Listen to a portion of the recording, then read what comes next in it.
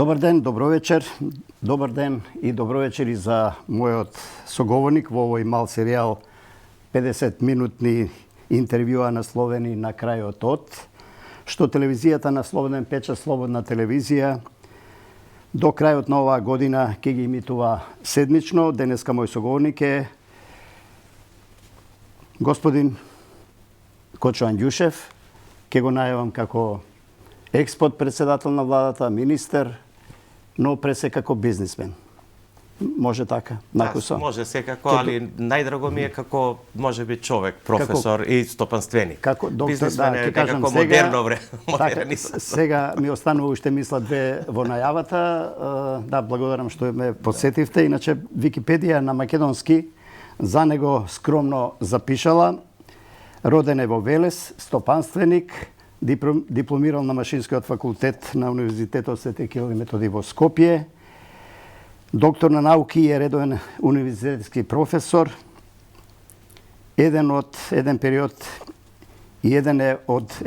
од својот работен век и директор до сегашен, нели, е директор на Електростопанство на Македонија или еден од директорите од бордот на Електростопанство на Македонија, основач на фирмата Фероинвест и мнозински собственик на фабриката Брако, основач и на представништвото на групацијата ЕФТ во Македонија, компанија која се занимава со трговија на електрична енергија.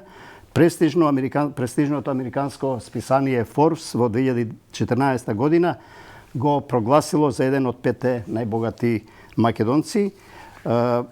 Нешто во текот на разговорот, господин Анѓушев, ќе одземете од ова, нешто ќе додадете, но на почеток најавив многу скромно Википедија напишала, веројатно ќе дополнуваат со тек на времето, со она што вие го оставате како траги во македонската држава и во македонското општество, но јас пред да го почнеме практично разговорот, пред некој ден ми се појави пред очи една вест, вели вака: почесниот конзул на Малта во Македонија, по добиени информации од медиумите за трагична несреќа на млад македонец на Малта, стапи во контакт со семејството на загинатото момче.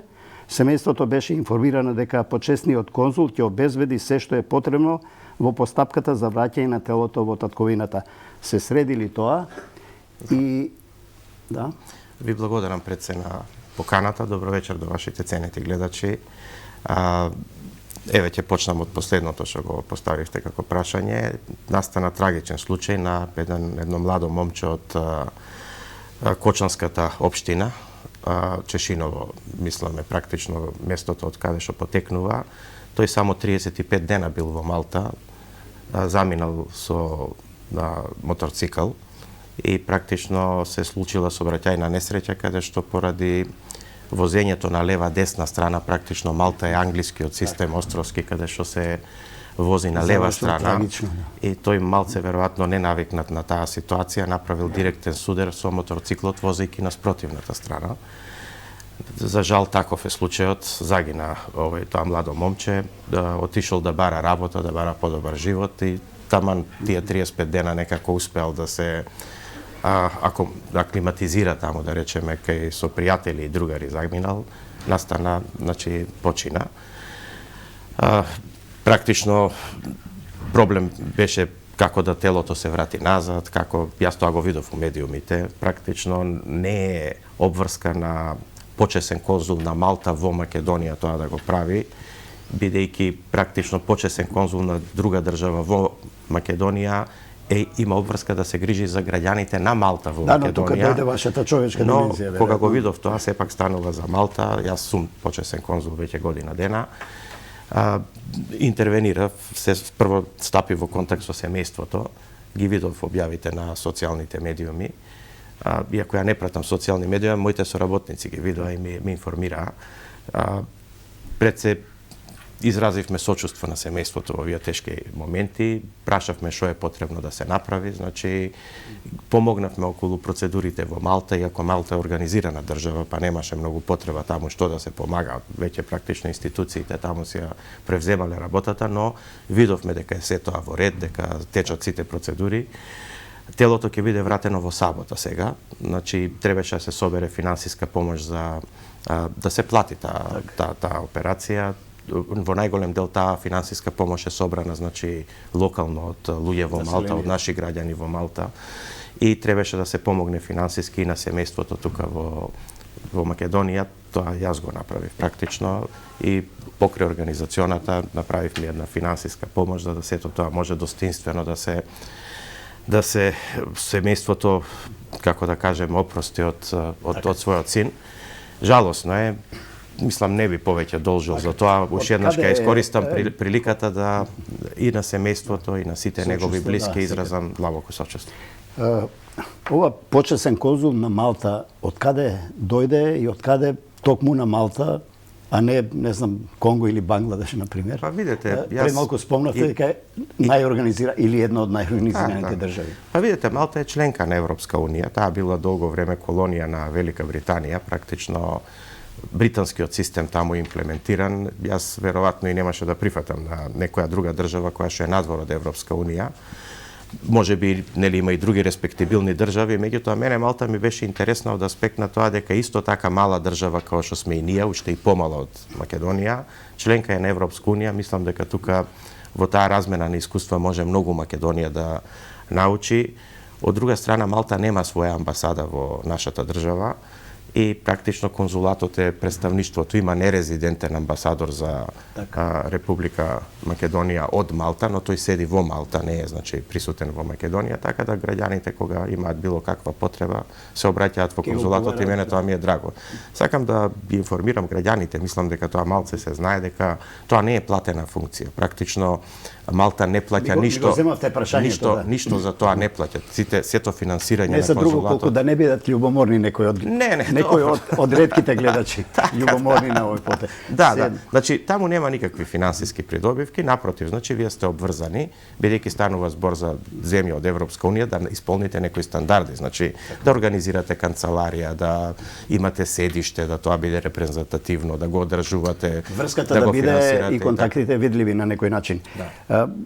Малку невообичаено може би за почеток сега на оваа емисија, но директно ќе удрам по вашата работа, вашиот бизнис, компаниите, вработени и така натаму. Имате и обврски одговорности. Ова кризна ситуација погодува многу ве Турка или погодува позитивно можеби, но за тоа малку подолу, вака блиц само на почеток. Видете, како ја доживувате како стопанствени кризата?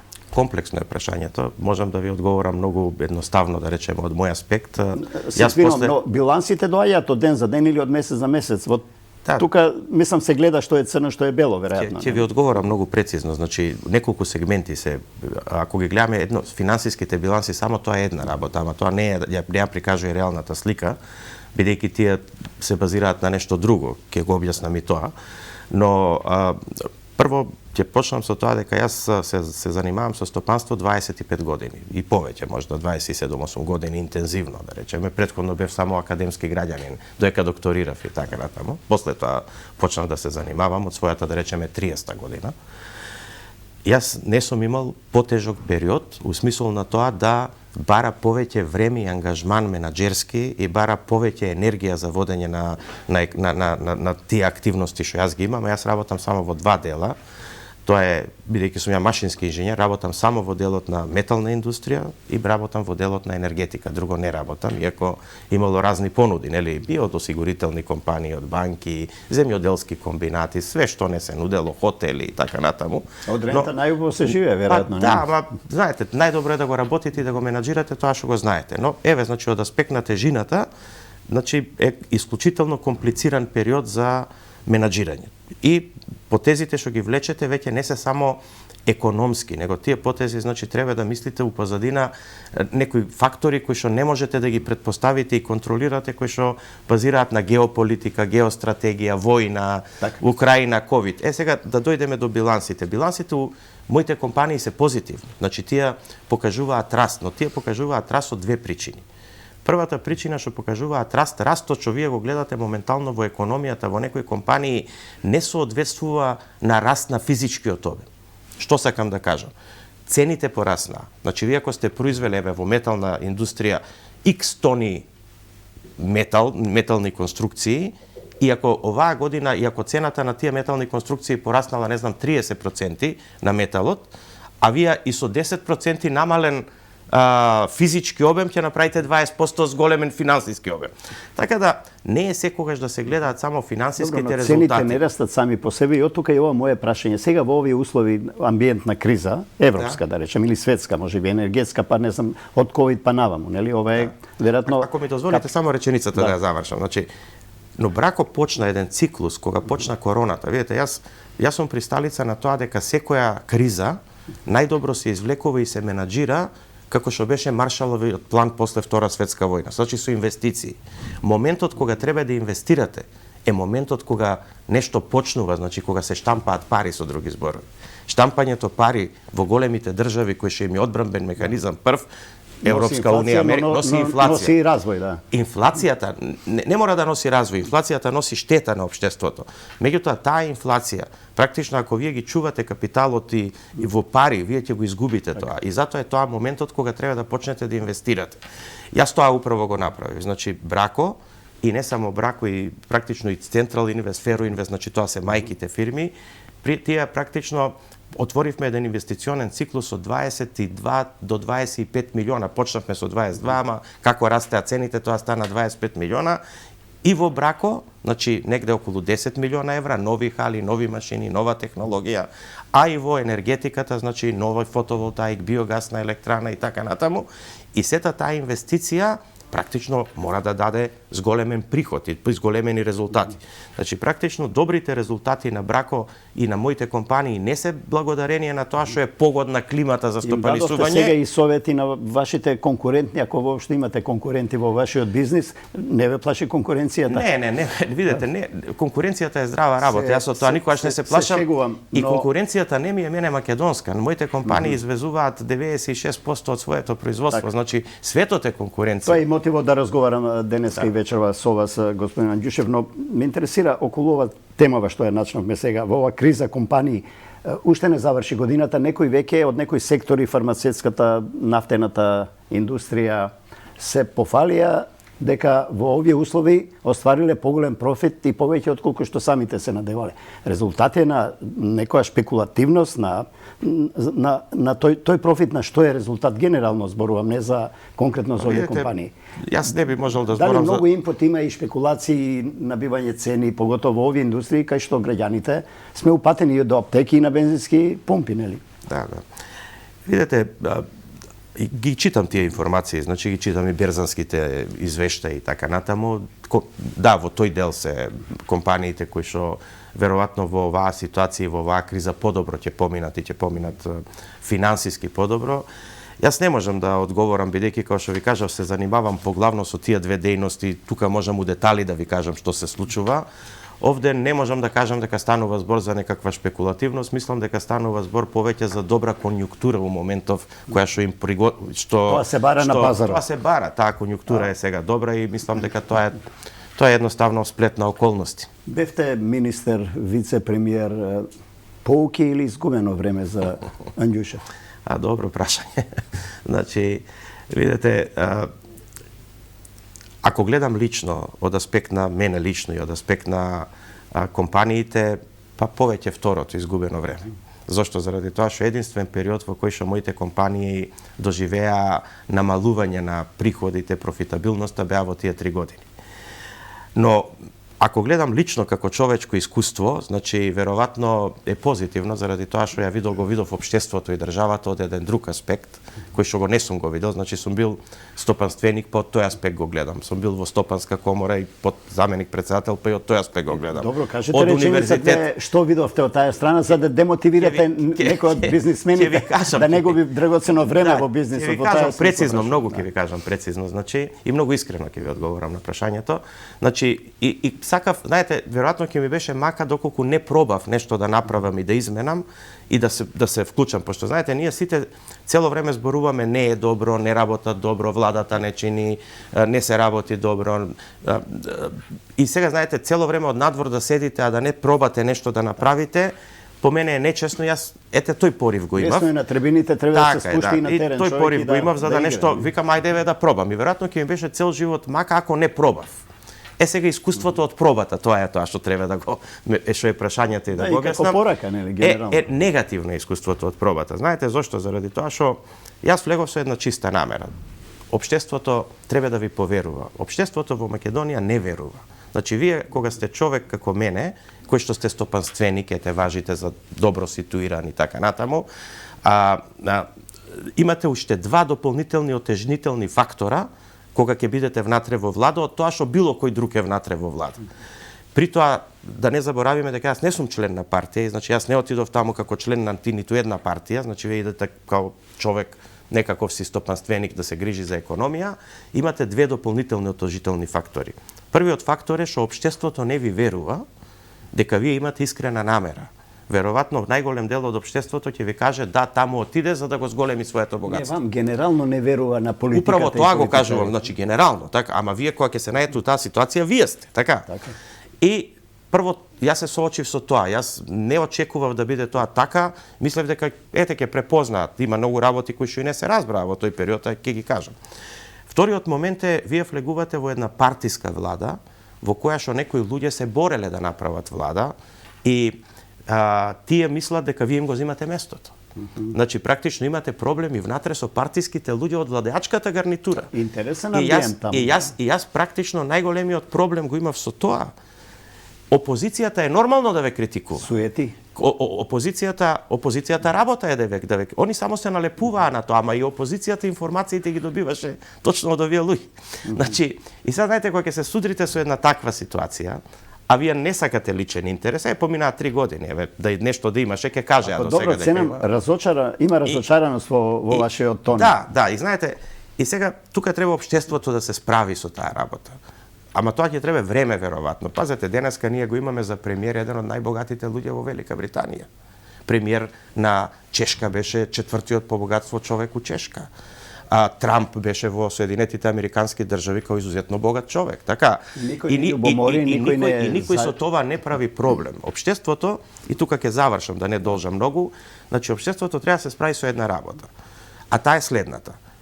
Ако очекувате некој да менаџира со владата и да менаџира со процесите, вие треба да ставите искусен човек таму. Како тој ќе менаџира со цела држава и со сериозни процеси ако тој претходно ништо не менаџирал? А тој ако успешно претходно менаџирал, па нормално е да е и добро ситуиран, така? И сега знаете, тука има една контрадикторност. Каков човек вие барате? Да ви ја води владата, да ви ја води државата. Човек кој што претходно ништо не направил. Јавноста е изгорена во Македонија со овие 3 децени и од таму веројатно се реакциите тие сигурно не биле лични, но лично бевте малку напаѓани, веројатно им простивте или ќе им простите и на дел од новинарската јавност, да речем. Да, не го земам јас тоа никогаш за зло.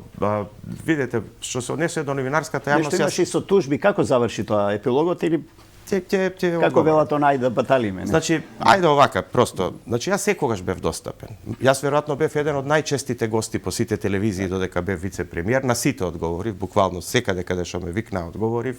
Кој ме побара на телефон, на сите одговорив, бев достапен за сите и тоа вашите колеги може да го просведочат. Да, имаше некакви одредени новинарски групи, разни надписи кои што, како ви кажам, не им обрнува многу големо внимание, бидејќи ако ја на тоа обрнувам внимание, поготово кога излегов од влада, јас не ќе можам да се ја работам номиналната работа. Не е се едно, но дали ќе ми дозволите и се надевам нема да ми замерите, доколку кажам едно мое мислење, како што кажав и претходно слободно мислење. Затоа сте ова е слободна телевизија. Така пишува, нели, дека е слободен печат, да. Значи видете, ние викаме за доверба во судството, зборуваме за доверба во владата, доверба во полицијата, во царината, не знам што. Ја мислам, би било добро да направиме една анкета за доверба во новинарството. Оти новинарството е јавна функција. Јас ќе ви одговорам. Никогаш не било на пониски гранки во однос на тоа што јавноста мисли за новинарството генерално. Изречениот збор кој што вие ќе го направите на некогу може да му направи штета. Така. Јас сум бил соочен со ситуации каде што лажно се кажува дека се побарало од мене мислење, а не се побарало, а сум ставен во емисија или во негативен Има еден дизајн контекст. во секоја професија, Така. па и во новинарската, каде што се нарекува етика нели на професијата. Бар побарајте мислење. И таа како и во сите сегменти на општеството, така. да бидеме честни до крај, како и сите, за жал, и новинарството страда, иако би требало да биде нели четврта власт и седма сила. Јас многу го поддржувам независното новинарство. Мислам дека е коректив на општеството. Мислам дека треба да се даде простори да се развива, ама ќе ми дозволите, мислам дека некои новинари тоа го злоупотребуваат под превезот на независноста, јавниот интерес, да работат туѓи агенти за туѓи интереси со цел за мешање во бизнис. Но бидете сигурни, јавноста кога тогаш тоа умее да го препознае да и се како надеваме, велат вистината ќе си дојде секогаш на виделина, ќе се навратиме повторно во текот на емисијава уште на дел од овие теми што сега ги начнавме. Сега накусо вака за гледачите на Слободна телевизија, на Слободен печат. Кој е всушност Кочо Анѓушев? Каде растеше? Каде се школуваше? Зошто токму инженери, зошто токму оваа гранка, не филозофија, не знам, книжевност или информатика? Ајде, многу е тешко човек да збори за себе. Јас обично не сакам многу да зборам за Немаме себе. многу време, но накусо така Ама ајде, блиц. накусо. Значи, човек од нормално македонско семејство, роден во Велес, завршив средно и основно училиште во Велес, средно техничко училиште завршив, значи многу рано се определив дека сакам техника, ми беше интересно, ама тука еве ќе кажам нешто што многу не сум го зборувал можда. Тоа е дека љубовта кон таа работа ми има вградено дедо ми. Значи тој се јас по него се викам Кочо Анѓушев. Значи тој беше пред војната името сопственик. и професијата. Све, да. Значи не, тој не беше инженер, но беше сопственик на фабрика Киро Чучук, значи во Велес фабриката за керамидна. Нашата фамилија имала сопственост во тоа и јас во една куќа во Велес пораснав значи со моите родители, мајка и татко кои што одеа на работа и со дедо ми и баба ми кои што беа пензионери и практично дедо ми му бев најдобар ученик и он ми пренесуваше така една љубов према индустрија, стопанство и така натаму.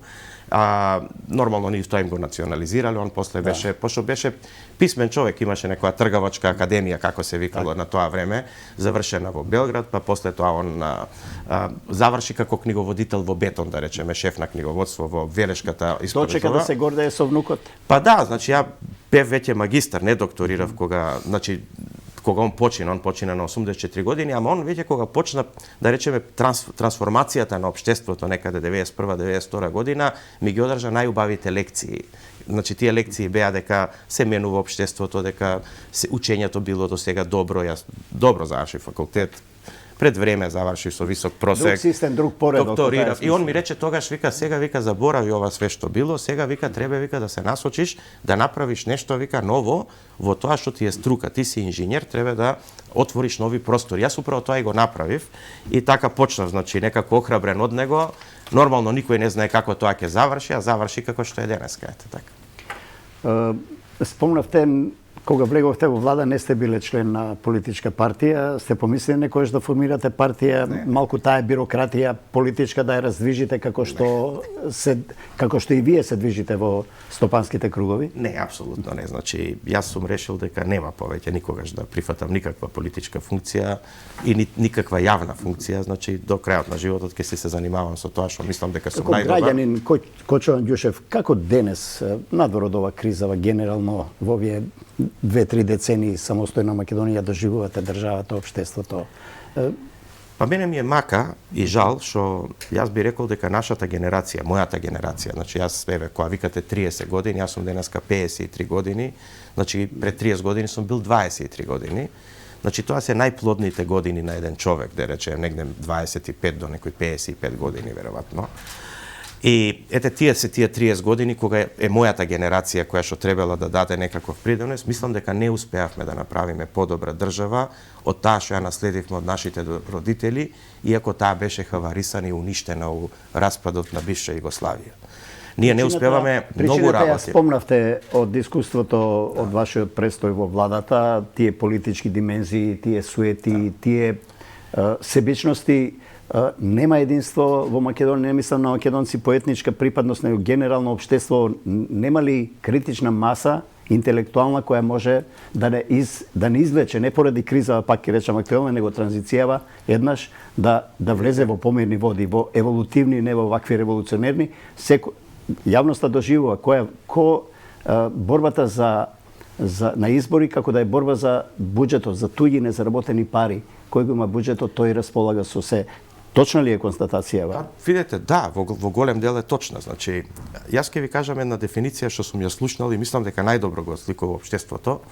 Вика, вие за да го направите општеството успешно, демократско или ако сакате капиталистичко, какво што ние сакаме да го направиме, либерално, значи кај има нели приватна сопственост, и ние во тој правец одиме, така се одлучивме во 91 година. Значи, морате да направите 3 работи, а тие 3 работи се следните. Значи, прво, морате да го извадите популизмот од политиката. Второ, морате да го извадите... Пардон, по дефиниција популизмот е лага? Лага, да. Значи, лага на мнозинството. Тој може да користи за некои јавни кампањи и така натаму? Кои што ќе дадат дневно политички резултати, али стратешки на државата и прават големи проблеми. Значи, еве, пак да ги генерализирам. Да го извадите, значи, популизмот од политиката, социјализмот од економијата. Оти вие денеска најголем дел од ова општество очекува да тоа биде ама ако може социјалистичко да биде некако, да не работиме, да не одиме на работа, да работиме по 3 сата, при тоа да земеме цела плата, а да има плата и се некој да се грижи за тоа. Третиот елемент? И третиот елемент да го извадите национализмот од општеството. Значи, пак ќе повторам, од политиката популизмот, социјализмот од економијата и национализмот од општеството. Да ве задржам со мисла две на ова средно во околу. Кај нас за жал, извинете, само да ја завршам мислата, сите три се уклучени. Некој на најако, некој на помалку јако во зависност од временски периоди. Ама популизмот уклучени како партиски кампањи? Да, како партиски кампањи и како живење на општеството. Популизмот во политиката е 30 години.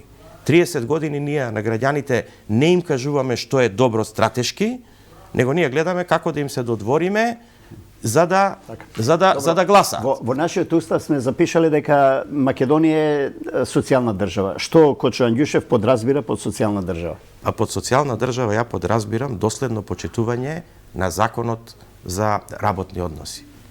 Ја под социјална држава подразбирам, значи, тоа е местото каде што се судира сопственоста на капиталот и работната рака. Јаки синдикати. Значи, доследно почитување, ако таму кажува дека треба да се осигурани, сите да се осигурани, а немам неосигуран работник. Значи, ако треба да си ги платите сите, све да си платите, на работниците да му обезбедите услови, сега дојде и време кога работниците станаа дефицитарен кадар. Морате да обезбедите услови. Еве, чисто за една информација кај вас. Значи, Брако само последнава година ги качи платите 2 пати, еднаш 15 и еднаш 20%. Кумулативно 40% годинава. Зборам за 22 година. За да ги задржите вработените. Вас не ви се конкуренција веќе македонските компании, бидејќи моите вработени имаат специфични струки, заварувачи, оператори на CNC машини, оператори на роботи, на плазми, на пазар. Ваш конкуренција ви е сега Германија. Значи, вие треба да го направите среќен работник од тука да биде. Но тоа не се прави со државни мерки. Тоа не можете да го направите со ниеден колективен договор. Тоа можете да го направите само со развој на економијата. Вие за да можете тоа да го постигнете има само еден начин. Да произведувате производи со додадена вредност, кои што ќе може тоа да го платат. Така.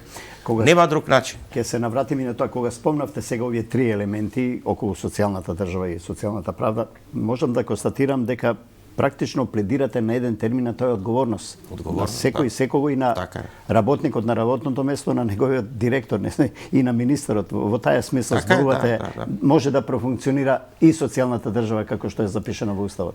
Значи, видите, на све, база на се у општеството, па чак што ише и на социјалната држава, и на грижата на државата е незината економска моќ. Ние можеме да зборуваме дека се добри социјални држави, скандинавските држави, као што се, ама тие имаат пред се економска моќ тоа да го направат. Све останато е лажење. Ако вие се задолжувате со скапи кредити, а при тоа го делите во социјала и во пензии, проблем рани трудови, нели?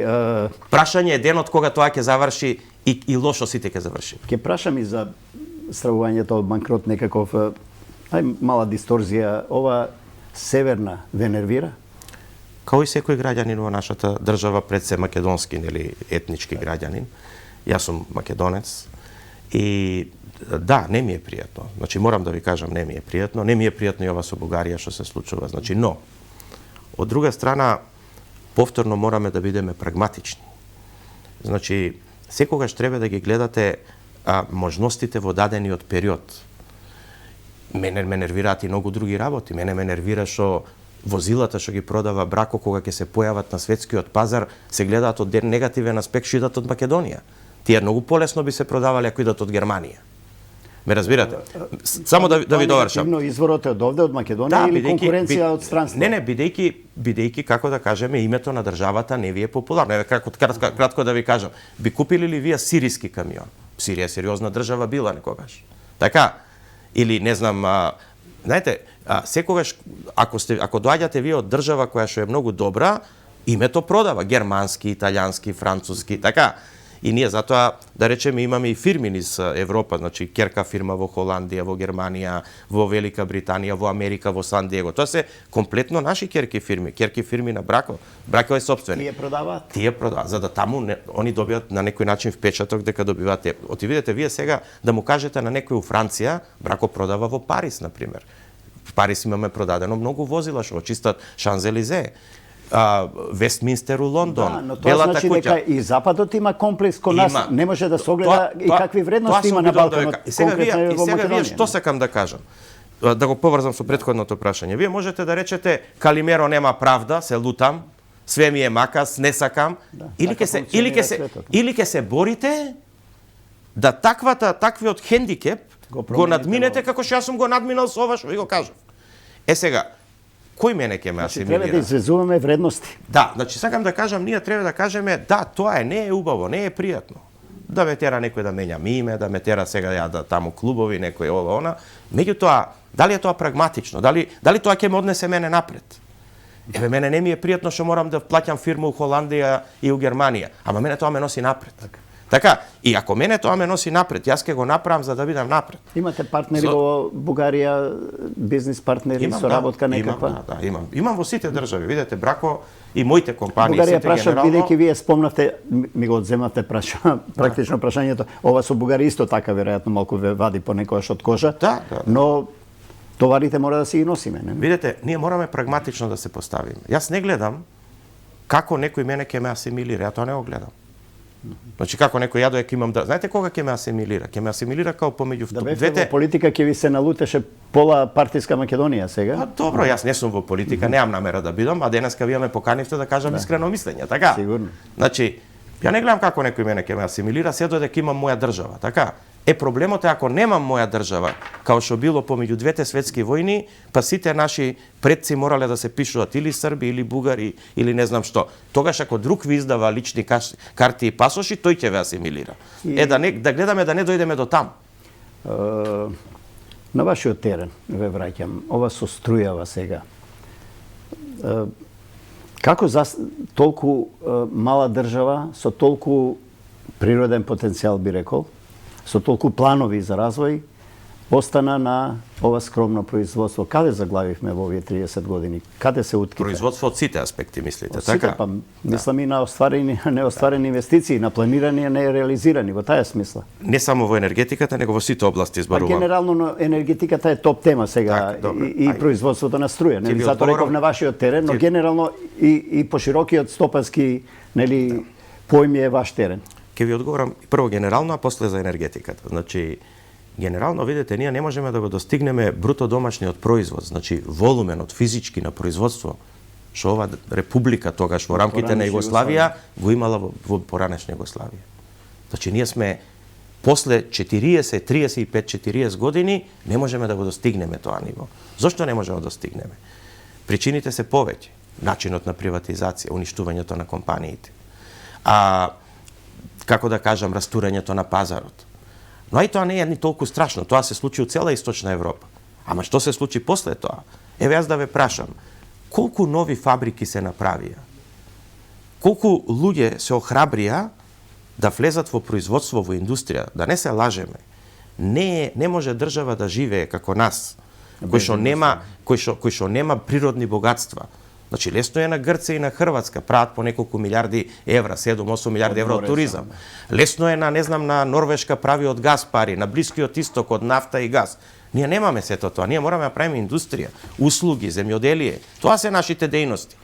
Еве, ако индустрија е една од дејностите, и градежништво веројатно, тогаш, Ајде, додиме сегмент по сегмент. Значи, индустријава прво да ја земеме. Индустријата, колку нови фабрики се направија да се македонски? Јас немам ништо против странските инвестиции. Ние премногу... Не разбирам, каде е македонскиот капитал да се инвестира во индустрија? Тоа ви е каде е првото, македонското предприемаштво? Имено. Колку луѓе земаа ризик? Или сакаме брзи пари, сакаме тендер, политичка фирма, кога е оваа политичка гарнитура работиме, кога е другата не работиме. Но што се случува со Не банки, можете така. осигурителни компании на педа земја и за педа народ има мал милион? Значи, ама зошто? Затоа што тоа цена дека е конјунктурно, па таму расте конкуренцијата. Значи, никој не гледа овдека како да направи фабрика, како да направи додадена вредност. Тоа е ѓаволски тешко. Вие фабрика можете уништите за 6 месеца. Тука е и грешната политика. Позитивна беше политиката за поддршка на странски инвестиции, ја тоа го поддржувам, но до еден одреден степен. Сега ќе трне обратен процес, дивидендите ќе испаѓаат надвор. Кога тие луѓе веќе ќе немаат работна рака, договори да инвестираат тука, нели? нема такви договори, да не се лажеме. Значи, јас сакам и апелирам и затоа и кога бев и вице-премиер, тоа го зборувам. Ја исто зборувам и кога бев вице-премиер и денеска исто све зборувам. Значи, треба да се помогнат исто и македонската индустрија да оди напред. Македонските собственици ќе ги трошат дивидендите во Македонија. Новата влада ги изедначи условите. А да, тоа е тој законот за финансиска кога поддршка. спомнав за енергија и за струја, ова Чебрени галиште, јас од како се занимавам со новинарство или од 90-та година намо ги слушам тие Чебрени галиште, или на секоја криза, не знам, нафтата во Вчеполе, Вардарска долина и не знам, Алшат рудникот таму. Што се случи со овие два проекта? Еве дури сега нешто, но мислам дека никој во јавноста не верува дека тоа ќе се реализира. Што е проблемот со Чебрени галиште? Еве кинове струја малку повеќе веројатно. Еве ако ќе се навратам на едно ваше прашање од пред 15 минути за учеството моја владата, ако сум јас на нешто горд во таа влада што сум направил во тие 3 години, направив 3 работи добри, можда 4. Едната работа добра беше што како кажеме се донесе тој закон за финансиска поддршка кај што македонските компании, стопанственици, тие што се занимаваат со индустрија, ако ги прашате, се првпат поддржани од државата.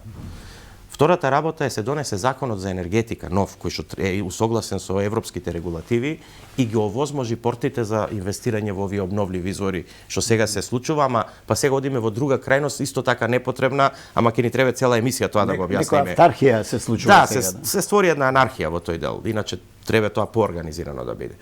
Третата работа со која што, да речеме, генерално сум горд е тоа што Фени, како комплекс, ние како влада видовме и баравме инвеститори да се заврши стечајот, да се затвори. И знаете мене што ме чуди? Мене ме чуди што никој не прави емисија за пропаднатите фабрики у Македонија.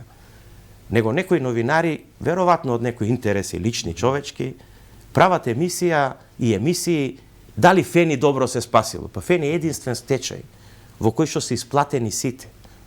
Значи 72 милиона евра се уплатени и донесени у Македонија, у кои што банките 42 милиона евра ќе страдаа и 30 милиона евра други граѓани. Што би рекол некој, бомба на бизнис било тоа, да. Бомбона за кого? За државата, за тоа што ја спаси сето тоа, така? Да. А од друга страна само за тоа. Мислам, знаете колку сме ние деформирано општество, не знам дали. Кога зборувате за новинарството, се малку да го одбрана. Не мора секогаш да има некоја позадина. Можеби редакцијата оценила или така погрешно или правилно проценила дека треба да се занимава со тоа и да ги постави тие прашања. Ама нека ги постави правите прашања. Ама треба и да ги постави. Да, па добро, треба во терминологија и да ни помагате и вие, нели, во области во кои ние не сме доволно упатени. Еве затоа прифаќам да бидам гостин и да го објаснам, така. Значи и четвртото е тогаш го структуриравме проектот Чебрен. Значи тоа што денеска се случува со проектот Чебрен, значи го структуриравме у претходната влада со претходниот премиер и тој почна како процес и тоа е долготраен процес, значи предквалификација и сега дојде више до завршна фаза. Мислам дека овој пат Чебрен ќе се реализира, тоа е моје мислење и ќе бидам горд на тоа, бидејќи сум бил учесник во тој процес, да речеме, во структурирањето на проектот. Сериозни се компаниите што се пријавија. Сериозни се. Мислам дека конечно се отвори и понудите, Пипи си даде сериозна понуда. Мислам дека таа сега е у завршна фаза на евалуација и ќе се потпише тој договор. Ваши пари имали да се почне проектот? Видете, парите треба да ги даде комплетно инвеститорот, а државата да добие 33% собственост на тоа. Значи не е дека државата не треба ништо да ја кошта. Веројатно понудени се гаранции Да, мора да дадат банкарски гаранции до завршување. Но морам да кажам, да бидам чесен до крај, да кажам дека овој пат Чебрен ќе успее не само заради тоа што е добро структуриран, него ќе успее и заради тоа што се погоди моментот, е погоден. Знаете, Си има мотив? Да, и економска логика. Заради тоа што колку вие повеќе обновливи извори правите, тие обновливи извори се непредиктабилни. Значи, тие се можда предиктабилни, предвидливи со временска прогноза, кога ќе има сонце, дожд, ветер и така, ама се неконтролабилни. Вие можете да предвидите дека утре ќе има сонце, ама вие сонцето не можете да го контролирате. Така, значи, нити па дали ќе врне можете да контролирате, нити ветер дали ќе дува. Ова е сега критичен период за хидроцентралите, нели секаде во генерално. Да, секој период е нешто за нешто критичен. Чебрен е точно таквиот објект кога вишоците ќе може да ги складира во енергија, а после тоа кога има потреба да произведе електрична енергија. Како повеќе расте обемот на инсталирана моќност во обновливи извори, толку Чебрен добива повеќе на значење. Зошто до сега 20 години Чебрен не почне?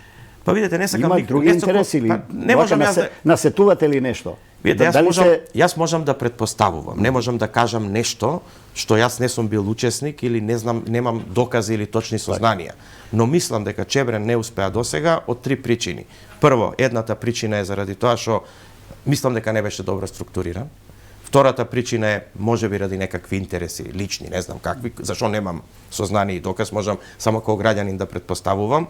И третата причина е затоа што веројатно и не му беше дојдено времето ова последно што го кажувам. Треба да ферментира нешто. Така. Сега значи сето тоа ден сега е поклопено и тоа се причините зашто мислам дека кој пат ќе успее. Така.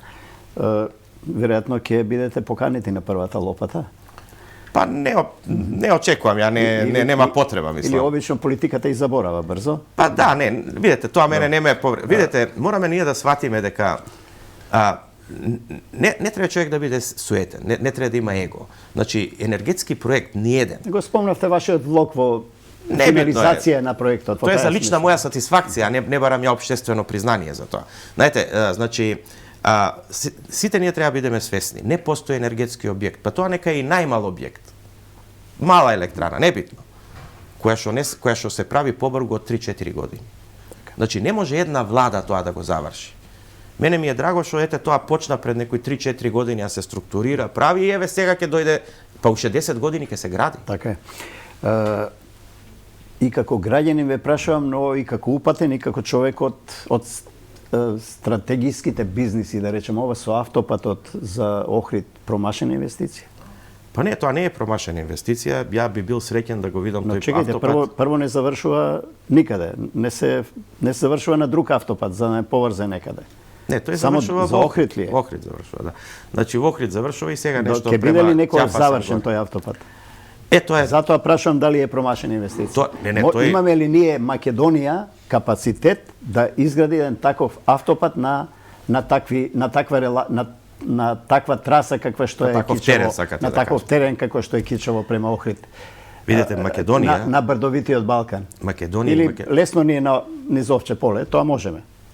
Тоа ми е прашање. Ќе одговорам попрецизно. Македонија и македонските градежни фирми во тој златен период кога ви сум го кажувал, кога работеа и ја градеа цела Европа, ја градеа Русија, градеа Ирак, Иран, Либија, градеа многу посериозни објекти од тој автопат. Прашањето е зошто ги уништивме компаниите.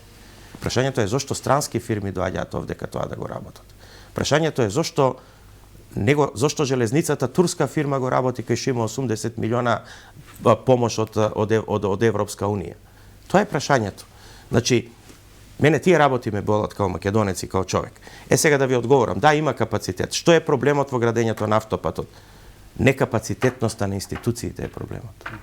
Нерешени експроприации, нерешени разни интереси, разни подизведувачи, значи не функционираат институции, атрофирани се, партизирани се, кај е леко за институциите. Сето тоа заедно. Тоа подразбира дека ние не сме моќни да се зафатиме за било која крупна стратегиска инвестиција, ако не ги средиме прво институциите. Било што да правите, вие морате прво да изградите капацитет. Кај нас капацитетот атрофира. Немаме логистика. Не се гради. Ова со Украина, со рускава агресија, како делува конкретно на вашите бизнис обврски?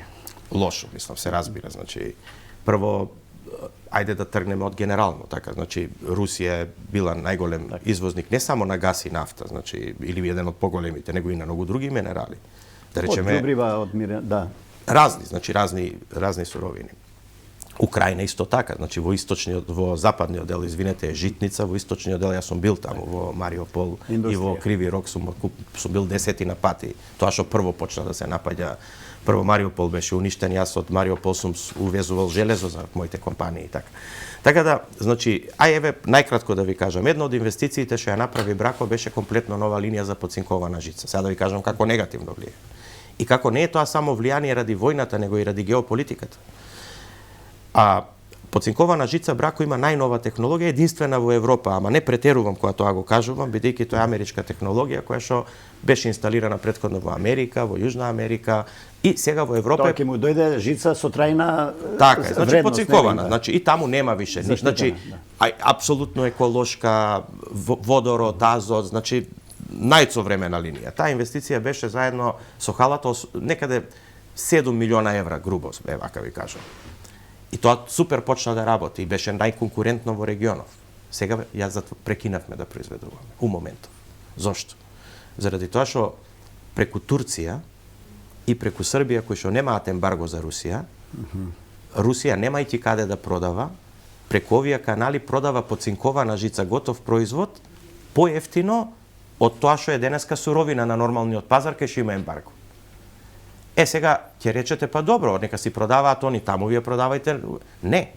Таа жица што доаѓа од Русија се декларира, пошто како вие можете жицата генетски да испитате од каде е потеклото. Ја декларираат као турска, српска, па таа влегува во нашите пазари. Тоа како се вели нелојална конкуренција и спекулација. Сега гледате како геополитиката. Па не е берзанска, пошто не е на берза, него е шпекулација пазарна, како да кажеме. Значи изигрување на меѓународните прописи е тоа. Нашата држава нема сила да се бори против тоа. Нема Европа сила да се бори против тоа. Сега гледате како настанува дисторзија една. Вие сте направиле инвестиција, сте направиле се најдобро, ама сега ради оваа дисторзија. Сега, која е среќата? Среќата е што во моите компании има повеќе дејности. Голема е дисперзијата на производите. Значи, во Брако имате 4 фабрики над, па другото го покрива. Се адаптирате полесно. Многу се презадолживме како држава. Ке банкнотираме или цела Европа е во презадолжена и во некаков банкрот? Што ќе случи со долговите? Долговите се тек околу нозете на секоја идна генерација. Оттаму би е и прашањето. На секоја идна генерација. А зборуваме за развој. Така е. Како вие можете долговите да ги санирате? Само ако направите економски развој. Значи не е проблем вие да се задолжите. Друг е проблемот. Во што ги инвестирате тие пари што се задолжувате? Тука е кај нас проблемот. Не е проблем ние да се задолжиме. Премногу одат тие пари за социјала? Па да, значи социјала, пензии, покривање на политички популизам, еве, се со еден збор. Добро, но и тоа е нужно, веројатно. Луѓето нужно е, видите, во ваква криза од први до први да платат. Видите, во ваква криза е нужно. Ама не беше криза 30 години уназад, така? Да. Значи тоа го зборувам.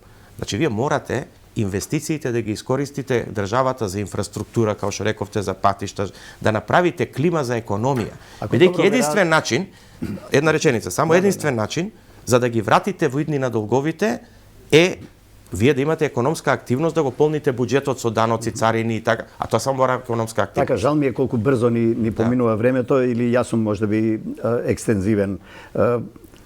Околу задолжувањата, не знам, генерации ќе враќаат, веројатно тоа значи дека и растот посакуван ќе биде забавен, токму поради тоа. Можно ли е нека отпишување генерално на европско ниво, или тоа е вака фантазија малку за сиромашните, или тоа само некоја Грција може така да се извлече понекогаш? Видете ли, Грција не ја отпиша. На Грција некој плати за нејзе. Нешто и плати, нешто и отпиша, нешто. Па тоа што и отпиша, пак некој го плати. Знаете, го платија некои луѓе кои што во тие банки ги чуваат парите. Немаме силен спонзор од надвор. Не, за сега не. Ако добро ве разбирам во текот на целиот овој наш муабет, извозот е лекот, извоз. Економска активност. Зголемување на економска активност. Значи, зголемување на... А за ние, пошто сме мал пазар, се разбира извоз, ако збориме за индустрија. Работна сила и вие се пожаливте, се помалку. Си селија младите и не само млади. Што велат вашите студенти? Гледаат ли некаква перспектива или сите мислат на овде или сите мислат на запад? Каква ви е комуникација? И нова прашање ќе ви одговорам издвоено. Какво е моето искуство, а каква е општата слика? Моето искуство, јас имам во сите компании 1100 вработени. Она што мислам дека е важно да го потенцирам, од 1100 вработени, 170 се инженери. Значи, мојот систем е најголем инженериски систем во државата, бидејќи ние имаме поише инженери него цел Бунарџик заедно. Ќе речете инженери теренци кои се во погон? Не, да, инженери од сите аспекти. Или затворени во канцеларии како бюрократи, како во времето на поранешниот систем? Да го објаснам. Значи, странските инвестиции, технологијата, развојот, процедурите, производството, мозокот се прави некаде надвор. Овдека инженерите се само сменоводители. Апликанти. Excel менаџери, јас ги викам. Разбирате, да не навредам никого. Кај мене, процесот почнува од нула.